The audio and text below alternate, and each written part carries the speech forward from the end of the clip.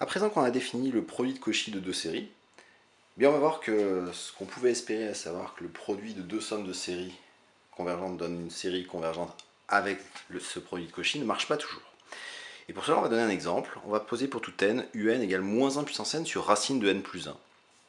J'aurais tout aussi bien pu prendre un qui valait moins 1 puissance n sur racine de n pour n supérieur ou égal à 1, mais pour des raisons d'indexation d'indices, c'est plus simple quand les indices sont indexés à partir de 0. Donc j'ai décalé, j'ai pris donc pour tout n dans grand N, donc qui démarre à 0, un égale moins 1 puissance n sur racine de n plus 1. Déjà, on va s'assurer que la série des un est convergente. On a affaire à une série alternée de la forme de la série des moins 1 puissance n fois 1 sur racine de n plus 1, et la suite de terme général 1 sur racine de n plus 1 est décroissante, de limite nulle. Donc par le théorème spécial sur les séries alternées, la série des un converge. Et donc je vais essayer de faire le produit de Cauchy de la série des un par elle-même, par la série des un. Donc il faut que je calcule le Wn. Wn est défini par pour tout n, Wn qui vaut la somme de k égale 0 à n des uk fois un moins k. Ce qui fait la somme de k égale 0 à n des moins 1 puissance k sur racine de k plus 1 fois moins 1 puissance n moins k sur racine de n moins k plus 1. Les puissances de moins 1, ça fait un moins 1 puissance n qui ne dépend pas de k, qui peut donc sortir de la somme, et donc on obtient que Wn vaut moins 1 puissance n fois une somme avec une racine carrée. Et là, ce qu'on voit, c'est que sous la racine carrée, on a racine de k plus 1 fois n moins k plus 1.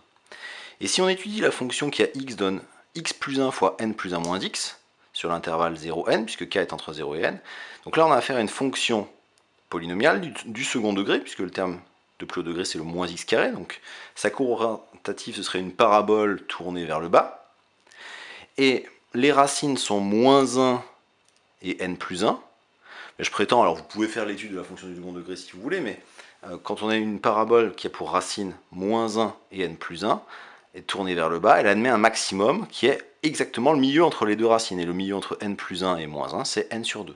Donc f de x est toujours plus petit que f de n sur 2.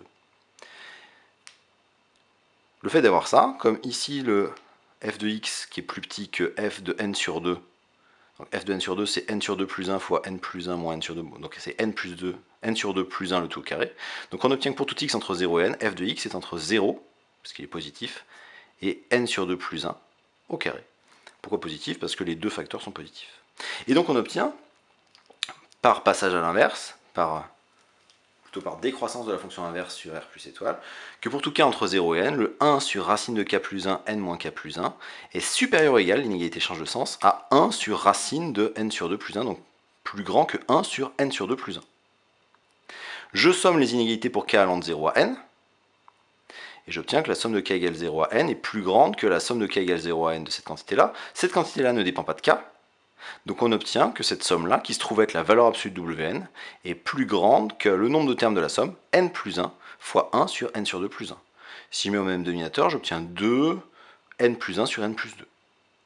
Et donc en particulier, cette quantité-là tendant vers 2 quand n tend à l'infini, il est impossible que la valeur absolue de Wn tende vers 0. Donc il est impossible que Wn ne tende vers 0, puisque si Wn tendait vers 0, en composant par la fonction valeur absolue qui continue, valeur absolue de Wn devrait tendre vers 0. Et donc comme Wn ne tend pas vers 0, la série des Wn diverge grossièrement. Et donc savoir que la série des UN et la série des Vn convergent ne suffit pas à assurer que la série des Wn converge quand Wn est défini par le produit de Cauchy de la série des UN et la série des Vn. Donc il va falloir des hypothèses supplémentaires pour affirmer que la série des Wn converge et espérer avoir que la somme de la série des Wn vaille la somme de la série des UN fois la somme de la série des Vn. Et donc c'est l'objet de la propriété, qui est le produit de Cauchy de séries absolument convergentes.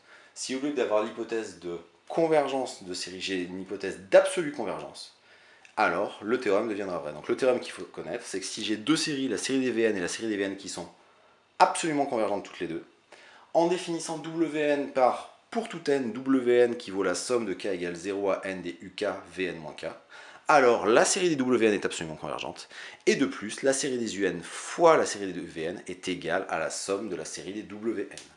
Donc on a d'une part la nature de la série des Wn, et d'autre part une relation, celle qu'on pouvait espérer au tout début, sur les sommes de série, le produit des sommes de série qu'on peut obtenir là. Donc on a encore une fois une double sommation ici, deux sommes de série.